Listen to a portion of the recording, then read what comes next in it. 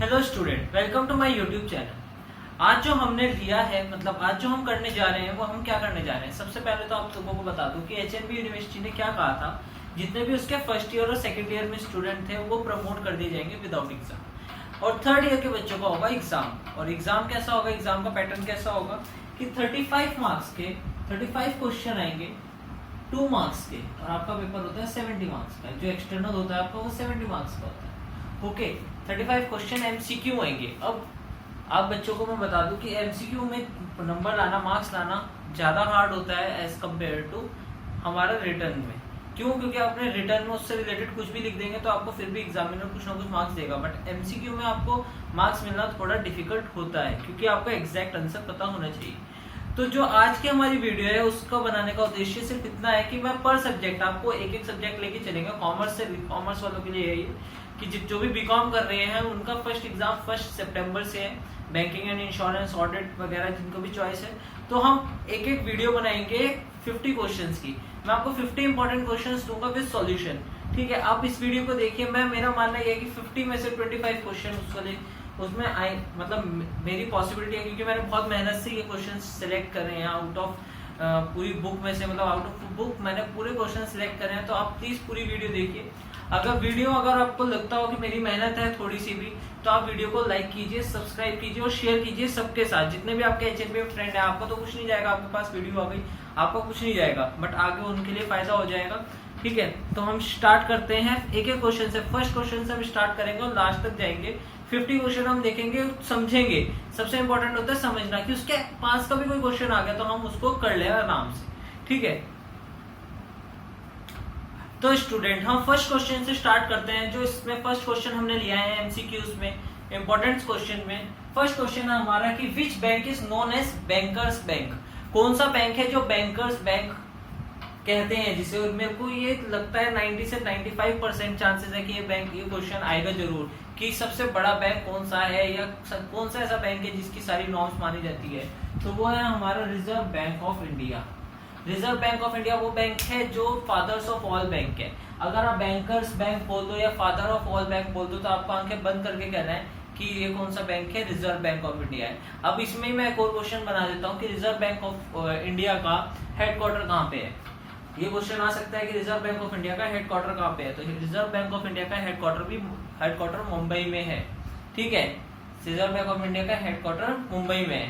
तो ये आपके 2 क्वेश्चन तो इसी क्वेश्चन से बन गए। ठीक है, अब ये वाला जो है सेकंड क्वेश्चन है India first women bank, India का फर्स्ट वुमेन बैंक। तो ये एक और क्वेश्चन बन गया कि इंडिया का फर्स्ट वुमेन बैंक कौन सा था। इंडिया का फर्स्ट वुमेन बैंक कौन सा था, तो ये आप देख लीजिए कि इंडिया का फर्स्ट वुमेन बैंक कौन सा था। द भारतीय महिला बैंक। द भारतीय महिला बैंक कौन सा था सबसे पहले इंडिया का वुमेन्स बैंक, द भारतीय महिला बैंक। फिर भारतीय महिला बैंक का इनॉग्रेशन कहाँ पे हुआ था, कहाँ से वो स्टार्ट हुआ था। तो उसमें भी आपको आंखें बंद करके कहना है कि वो कहाँ से स्टार्ट हुआ था, मुंबई से स्टार्ट हुआ था। तो आपके 2 और 2 क्वेश्चन 4 क्वेश्चन आपके इस 2 क्वेश्चंस में कवर हो गए। ओके, तो इसके बाद आपका नेक्स्ट क्वेश्चन है कि CRR refers to. CRR refers to, CRR का फुल फॉर्म क्या है। तो सीआरआर का फुल फॉर्म होता है cash reserve ratio. Cash reserve ratio, cash reserve ratio जो फंड बैंकिंग सेक्टर में जो फंड बचाता है एक बैंक पर डे के ट्रांजेक्शन के बाद अपने पास कुछ पार्ट रखता है अकॉर्डिंग टू आरबीआई नॉर्म्स, तो उसको बोलते हैं कैश रिजर्व रेशो। तो ये हो गया कैश रिजर्व रेशो। फिर उसके बाद दूसरा है सैचुरेटरी लिक्विडिटी रेशो। सैचुरेटरी लिक्विडिटी रेशो, तो सैचुरेटरी लिक्विडिटी रेशो क्या होता है, जो बैंक कैश रिजर्व रेशो तो बैंक बचा के रिजर्व बैंक ऑफ इंडिया के पास भेज देता है, बट सैचुरेटरी लिक्विडिटी रेशो क्या होता है, वो कुछ पैसा अपने पास भी बचा के रखता है बुरे वक्त के लिए। तो उसको बोलते हैं एसएलआर। किस पे क्या नाम स्टैंड करेगा, सैचुरेटरी लिक्विडिटी रेशियो पर। फिर इसके बाद जो लास्ट है वो है एनबीएफआई रेफर्स टू। एनबीएफआई रेफर्स टू, तो एनबीएफआई किस पे रेफर्स करती है, नॉन बैंकिंग फाइनेंशियल इंस्टीट्यूशन। जो बैंकिंग इंस्टीट्यूशन नहीं होते हैं उन पे स्टैंड करती है एनबीएफआई। तो स्टूडेंट अब तक हमने 7 क्वेश्चन देख लिए थे। 2 क्वेश्चन हमारे फर्स्ट और सेकंड में से निकले थे। 8th क्वेश्चन पे आ जाते हैं। 8th क्वेश्चन हमारा ईएफटी स्टैंड्स फॉर या ईएफटी रिफर्स टू। तो ईएफटी क्या होता है, इलेक्ट्रॉनिक फंड ट्रांसफर। अब आपको पता है डिजिटल इंडिया का जमाना है, तो ये जो इलेक्ट्रॉनिक फंड ट्रांसफर होता है, जितना भी हम इलेक्ट्रॉनिकली फंड को ट्रांसफर करते हैं तो इसको बोलते हैं हम इलेक्ट्रॉनिक फंड ट्रांसफर। ये किसकी हेल्प से होते हैं? Electronic fund transfer. तो ईएफटी की फुल फॉर्म होते हैं इलेक्ट्रॉनिक फंड ट्रांसफर। उसके बाद आता है which bank was introduced first ATM machine. कौन से बैंक ने फर्स्ट एटीएम मशीन लॉन्च करी थी इंडिया में? तो कौन सा बैंक था वो? HSBC। HSBC बैंक था वो जिसने फर्स्ट एटीएम मशीन करी थी चालू, मतलब इंडिया के अंदर जो फर्स्ट एटीएम मशीन थी वो HSBC बैंक लाया था। फिर ECS रिफर्स टू, ECS क्या होता है? ECS होता है इलेक्ट्रॉनिक क्लियरिंग सर्विस। ECS क्या होता है? Electronic clearing service. ये क्या होता है? जब हम NEFT या RTGS करते हैं, जब भी हम ट्रांजेक्शन करते हैं इलेक्ट्रॉनिकली, तो एक ऊपर से एक वो आता है ECS होता है जिसमें से वो लेता है, बंचेस लेता है पैसों को उठा के, जो क्लियर में डालता है, वो पैसों का जो हमने ट्रांसफर करा तो पैसों को लेके डालता है, तो वो क्लियरिंग होती है। तो वो कहाँ पे होती है? ECS में होता है, इलेक्ट्रॉनिक क्लियरिंग सर्विस में होती है। तो इसलिए हम बोलते हैं उसको ECS। इस पे स्टैंड करते हैं इलेक्ट्रॉनिक क्लियरिंग सर्विस पे, ठीक है। फिर होता है NEFT। NEFT stand for, NEFT किस पे स्टैंड करता है? तो NEFT स्टैंड करता है national electronic fund transfer. National electronic fund transfer मतलब कि इसके अंदर पहले बात तो कोई पैसा नहीं कटता है, जो उतना भी पैसा होता है वो एक बार में बंच उठाता है। हमने पैसा ट्रांसफर कर दिया तो वो पूरे बंचेस बनते रहते हैं, फिर उसके बाद बंचेस को पूरे को वो लेता है और वो फिर ट्रांसफर करता है। तो आपका होता है कि अगर उस बंच में आ गया, वरना फिर 1 और 2 आवर्स का वेट करो, नेक्स्ट बंच में पैसा जाएगा तो जाएगा। और ये सिर्फ बैंकिंग आवर्स में काम करता है। फिर हमारा अगला है CBS। CBS क्या होता है? Core banking solution. Core banking solution क्या होता है हमारा? जिसमें हम सॉल्यूशन करते हैं किसी भी बैंक में कोई भी प्रॉब्लम आती है उससे रिलेटेड। फिर IFCS, CBS की फुल फॉर्म है कोर बैंकिंग सॉल्यूशन। फिर IFCS कोड क्या होता है? Indian financial system code. Indian financial IFSC code होता है ना, IEFC कोड जो सा हम उसमें देखते हैं बैंक में, IFSC कोड दे दो, तो वो क्या होता है कि हर बैंक का एक अलग अलग कोड होता है, जिस कोड से ही पैसों को ट्रांजेक्शन पॉसिबल हो पाता है। जब तभी हम नेट बैंकिंग के टाइम पे हम सबसे NEFT ये IFSC कोड ही मांगते हैं। क्यों मांगते हैं? क्योंकि ये ट्रांजेक्शन में हम कौन से ब्रांच में डाल रहे हैं पैसे, इसका हमारे को पता करवाता है। तो IFCS की फुल फॉर्म क्या होती है? Indian financial system code. ये हर बैंक का एक सेपरेट होता है, ठीक है स्टूडेंट। जो हमारा नेक्स्ट क्वेश्चन है वो है कि RTGS किस पे स्टैंड करता है? RTGS किस पे स्टैंड करता है? तो RTGS स्टैंड करता है real time gross settlement. Real time gross settlement मतलब कि जब हमने पैसे डाले उसी टाइम वो ट्रांसफर हो गए, तो उसको बोलते हैं real time gross settlement. But वो बैंकिंग आवर्स में ही काम करेगा। बैंकिंग आवर्स ये नहीं है कि 24/7 वो काम करेगा, बैंकिंग आवर्स में काम करेगा। फिर उसके बाद होता है IMPS क्या होता है कि immediate payment service. Immediate payment service क्या होता है कि जो 24/7 काम करता है, चाहे संडे हो, चाहे जेस्टेड हॉलीडे हो, चाहे कुछ भी हो, IMPS है वो हमेशा काम करेगा, इसलिए उसकी फुल फॉर्म क्या होती है? इमीडिएट पेमेंट सर्विस, ठीक है। फिर KYC सब जानते होंगे। KYC क्या होता है? Know your customer. जब आप देखते हैं कि जब भी आप पेटीएम वगैरह कुछ भी गूगल पे वगैरह यूज करते होंगे तो सबसे पहले बोलता होगा कि इसकी KYC कराओ। KYC मतलब नो योर कस्टमर, कि आप कौन हैं, आप अपनी आइडेंटिटी दीजिए। तो वो कैसे देंगे? पैन कार्ड जब आप रजिस्टर करवाते हैं वो, तो नो योर कस्टमर। अब इसके बाद है जो हमारा नेक्स्ट क्वेश्चन वो है कि if a person present a check for payment after 3 months, जो उस पे डेट डली है उसके 3 महीने बाद देगा cheque. If a cheque presented for payment after 3 months from the date of the cheque, जो उस पे डेट डली है उसके 3 महीने बाद देगा, तो उस चेक को क्या बोलेंगे हम? तो उस चेक को हम बोलते हैं स्टेल चेक, कि वो चेक खत्म हो चुका है। अब स्टेल चेक, उस चेक की वैलिडिटी नहीं है, उसको बोलते हैं हम स्टेल चेक। फिर नेक्स्ट क्वेश्चन है हमारा, जिस इंपॉर्टेंट क्वेश्चन है सारे के सारे, ये मैं बता रहा हूँ आपको, आप नोट कर लीजिए। इनके 50 क्वेश्चन जो मैं दे रहा हूँ, 50 क्वेश्चन में से ये मेरी गारंटी है कि 25 क्वेश्चन आएंगे ही आएंगे। 25 में तो 20 तो आने ही आने हैं मैक्सिमम, मिनिमम 20 तो आने ही आने हैं मैक्सिमम, चाहे सारी भी आ जाए मेरे को कोई प्रॉब्लम नहीं, पर मिनिमम 20 आएंगे ही आएंगे, और आपको पास होने के लिए 20 बहुत है। नेक्स्ट क्वेश्चन देखिए, आपके RBI act was into existence. RBI का एक्ट कौन से ईयर में एग्जिस्ट हुआ था? तो RBI का एक्ट एग्जिस्ट हुआ था हमारा 1934 में। 1934 में आरबीआई का एक्ट लग गया था और जिसके अंदर ये इम्प्लीमेंट रेगुलेशन बैंकिंग, ये 1934 में हमारा बैंकिंग का एक्ट बन गया था। और बैंकिंग रेगुलेशन एक्ट कब बना था? 1949 में। 1949 में हमारा क्या बना था? बैंकिंग रेगुलेशन एक्ट बना था हमारा। 19 क्वेश्चंस स्टूडेंट्स। अब हमारा नेक्स्ट क्वेश्चन है IRDA stands for. IRDA stands किस पे करता है? IRDA किस पे स्टैंड करता है? तो IRDA स्टैंड करता है insurance regulatory and development authority. IRDA किस पे स्टैंड करता है? Insurance regulatory and development authority. ठीक है।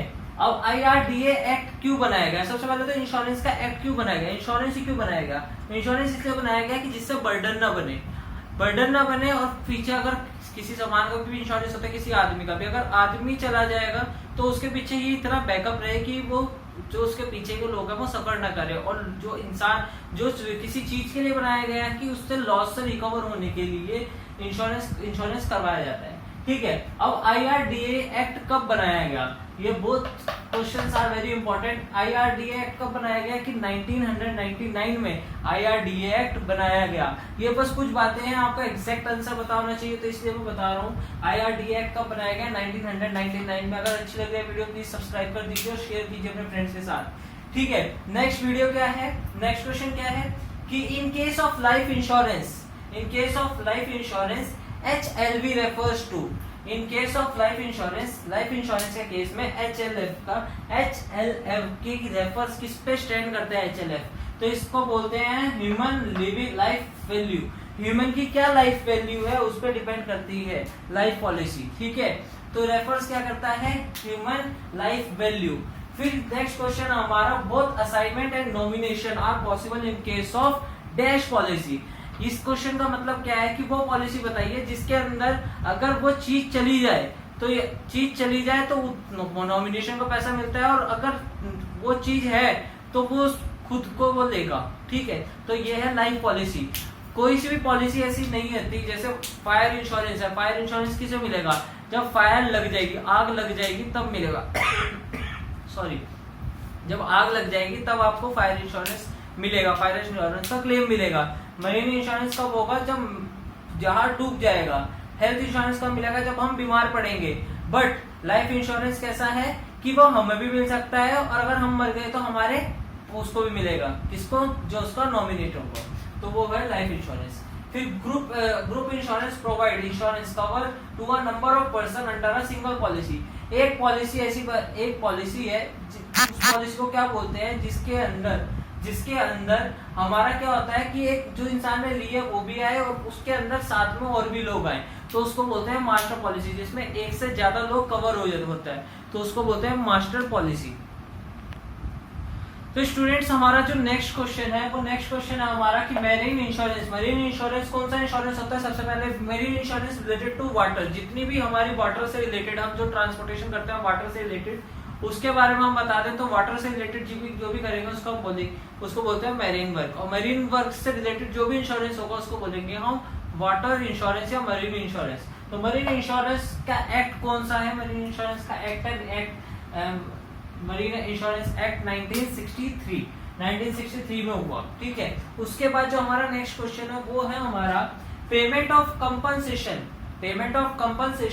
इन case of restatement policy in their form of. अगर कोई चीज फॉर्म हो जाती है, मतलब अगर कोई चीज रिप्लेस हो, मतलब किसी भी उसमें कंपनसेशन मिलता है, कंपनसेशन नहीं मिलता, तो उस चीज को क्या करता है? उस पॉलिसी को क्या करते हैं? तो उस पॉलिसी को हम रिप्लेस कर देते हैं। ठीक है। अगर कोई भी पॉलिसी को हम रिप्लेस करना चाहते हैं तो उसके अगर किसी भी पॉलिसी में कंपनसेशन नहीं मिल रहा तो उस पॉलिसी को हम चेंज कर देते हैं या रिप्लेस कर देते हैं। ठीक है। अगर नेक्स्ट क्वेश्चन हमारा in case of motor insurance policy, in case of motor insurance policy, form B is commonly known as. Form B किस चीज के लिए होता है? फॉर्म बी होता है हमारा पैकेज पॉलिसी के लिए। पैकेज पॉलिसी के लिए होता है हमारा फॉर्म बी। याद रखना, पैकेज पॉलिसी के लिए हमारा फॉर्म बी होगा। उसके बाद हमारा है कि general insurance corporation of India. General insurance दो टाइप के इंश्योरेंस होते हैं, एक तो लाइफ इंश्योरेंस होता है, जनरल इंश्योरेंस होता है। लाइफ इंश्योरेंस लाइफ को इंश्योर करता है और जनरल इंश्योरेंस के अंदर बाकी सारी चीजें आती जाती है, जैसे मरीन इंश्योरेंस, फायर इंश्योरेंस और इलेक्ट्रिक इंश्योरेंस, कोई भी टाइप का इंश्योरेंस होगा, मोटर इंश्योरेंस, कार इंश्योरेंस, जो भी इंश्योरेंस होगा वो सब किसके अंदर आता है, जनरल इंश्योरेंस के अंदर। तो general insurance corporation of India कब बनाया गया, वो बनाया गया हमारा 1973 में। 1973 में बनाया गया जनरल इंश्योरेंस का कॉर्पोरेशन।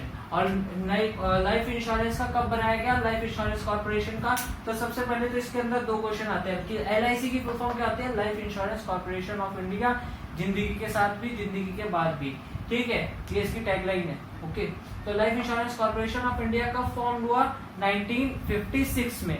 1956 में क्या बना, life insurance corporation of India. Next question जो हमारे पास है वो है कि when a deposit of money is received by the banker, जब deposit of money banker receive करता है, बैंकर ने रिसीव कर लिया, बैंकर कौन हो गया, जिसने जो क्या नाम है फर्म के पार्टनर है, बैंकर ने रिसीव कर दिया, तो बैंकर क्या बन गया हो, ठीक है, बैंकर वो जो सा कस्टमर बन के आया और उसने डिपॉजिट ऑफ मनी रिसीव कर लिया, तो अब वो बैंकर डेटर बन गया, उसने अभी पैसा देना है बैंक को। ओके, तो वो बैंक का क्या बन गया, डेटर बन गया, मतलब वो बैंक की एसेट है, बैंकर से उसने मनी को रिसीव करा है, तो क्या बन गया, बैंकर उसके डेटर बन गया। ओके, नेक्स्ट क्वेश्चन है FDR स्टैंड्स फॉर, FDR किस चीज पे स्टैंड करता है, तो FDR हमारा स्टैंड करता है fix deposit receipt. Fix deposit होता है जो हमारा, जो हम सेविंग्स के लिए करते हैं फिक्स डिपॉजिट, उनकी जो रिसिप्ट होती है उसको बोलते हैं फिक्स डिपॉजिट रिसिप्ट या FDR। ओके, तो नेक्स्ट क्वेश्चन है हमारा, in which year negotiable insurance act passed, कौन से ईयर में नॉगेटेबल इंश्योरेंस एक्ट पास हुआ, तो ये एक्ट पास हुआ हमारा 1881 में, ठीक है, 1881 में हमारा नॉगेटेबल इंश्योरेंस एक्ट पास हुआ।